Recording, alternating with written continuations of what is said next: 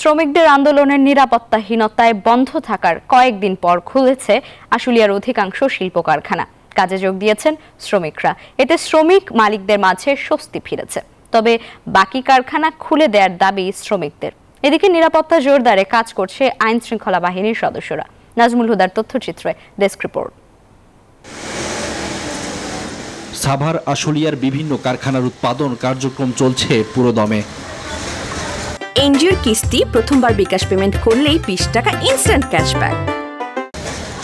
শিল্প এলাকায় নিরাপত্তা জোরদারে যৌথ বাহিনীর অভিযান ঘোষণার পর মঙ্গলবার থেকে অধিকাংশ কারখানা খুলে দেয়া হয়। কাজে যোগ দিতে পেরে স্বস্তিতে শ্রমিকরা।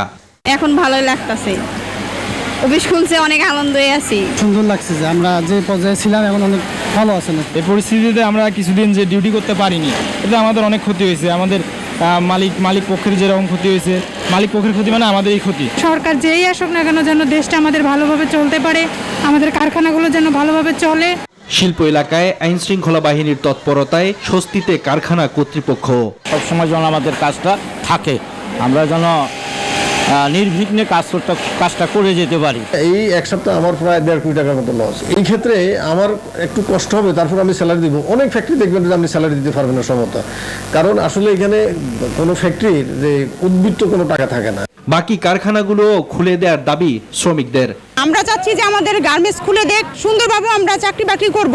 আমরা সুশৃঙ্খলভাবে কাজ করতে চাই, ঠিক আছে? আমার এইটুকুর দাবি। আমরা সারা মাস কাজ করছি, আমরা বেতন চাই, আমাদের অফিস খুলে দেখ, আমরা কাজ করব। গত কয়েকদিন ধরে শ্রমিক ছাঁটাই বন্ধ, মজুরি বাড়ানো সহ বিভিন্ন দাবিতে বিক্ষোভ করছিল শ্রমিকরা। ফলে নিরাপত্তার স্বার্থে অন্তত 36টি কারখানা বন্ধ করে দিয়েছিল কর্তৃপক্ষ। Desk report, news 24।